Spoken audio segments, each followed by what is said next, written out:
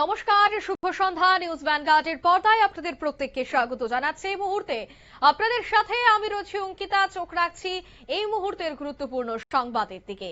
রাজ্যে উচ্চশিক্ষার ভবিষ্যৎ নিশ্চিত করতে, রাজ্যে উচ্চশিক্ষার মান উন্নয়নে এবার প্রয়াস রাজ্য সরকারের। উচ্চশিক্ষায় সংলাপ শীর্ষক আলোচনা সভার আজ আয়োজন করা হয় রাজধানী আগরতলার সরকারি অতিথিশালায় পড়ুয়া প্রতিনিধিদের উপস্থিতিতে। রাজ্য উচ্চশিক্ষা দফতরের উদ্যোগে এদিনের এই আলোচনা সভাটির আয়োজন করা হয়েছে। এদিনের এই আলোচনা সভায় উপস্থিত ছিলেন উচ্চশিক্ষামন্ত্রী কিশোর বর্মন।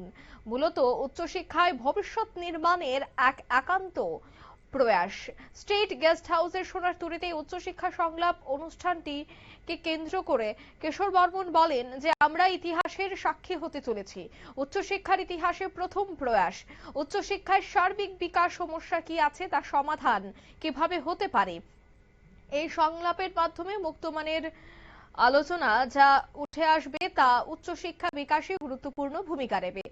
আজকের এই সভা একটি সরকারি মিটিং বা আয়োজনই শুধু নয়, মুক্ত আলোচনা মঞ্চ। সরকার বলবে, শিক্ষার্থীরা শুনবে, সেটা পাল্টে দিয়ে শিক্ষার্থীরা বলবে, সরকার মনোযোগ দিয়ে শুনবে। সরকার এবং শিক্ষার্থীদের আলোচনা যা উঠে আসবে তা নিয়েই আমরা চলবো। কি বলছেন উচ্চশিক্ষামন্ত্রী এই বিষয়ে শোনাবো।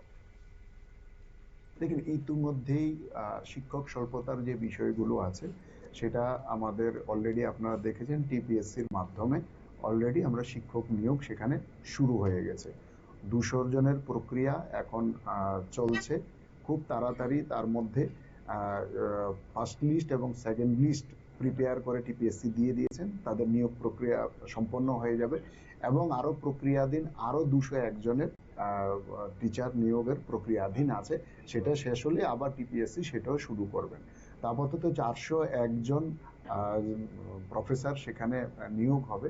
সেটা মোটামুটি নিয়োগ হলে আমাদের কলেজগুলোর জন্য আপাতত আমাদের সাফিসিয়েন্ট ব্যবস্থা হবে এবং নন টিচিং স্টাফ বাকি যেগুলো আছে সেগুলো যেখানে যেখানে দরকার সেগুলো আমরা আইডেন্টিফাই করছি। খুব তাড়াতাড়ি সেই প্রক্রিয়াগুলো কিন্তু আমাদের শুরু হবে, সেইগুলো নিয়ে কোনো চিন্তা নেই। যেখানে আমাদের ওমেন্স ইউনিভার্সিটি এবং টেকনিক্যাল ইউনিভার্সিটির বিষয় আছে, সেটা তো বিল পাস হয়ে গেছে, এখন আরো কিছু প্রক্রিয়াধীন আছে। তো সম্ভবত আমাদের নেক্সট ফাইন্যান্সিয়াল ইয়ারে আমাদের শিক্ষাবর্ষে আমাদের এই দুটো ইউনিভার্সিটি ফুলফিল ভাবে আমাদের ভর্তি প্রক্রিয়ার মধ্য দিয়ে শুরু হবে। এই পর্যন্ত ভর্তি প্রক্রিয়া আপনারা শুনলেন, ভর্তি প্রক্রিয়ার মধ্য দিয়ে সমস্তটা প্রসেস কিন্তু শুরু হয়ে যাবে। কলেজের 3টি প্রধান কি সমস্যা সে বিষয়টা নিয়েও আলোচনা করা হয়। উচ্চশিক্ষায় অংশগ্রহণ বা আগমন বাড়াতে 50% বৃদ্ধি নিশ্চিত করা, কলেজ ক্যাম্পাস থেকে আগে জাতীয়তাবাদী কার্যক্রম করা এবং দেশীয় চরিত্র সম্পন্ন করতে হবে। কলেজে ক্যাম্পাসে রাষ্ট্রচেতনার দেশাত্মবোধ করার উদ্যোগ ইত্যাদি নিয়েই কিন্তু আজ আলোচনা হয়। নিয়ে নিচ্ছি ছোট্ট একটি বিজ্ঞাপন বিরতির সঙ্গে থাকুন।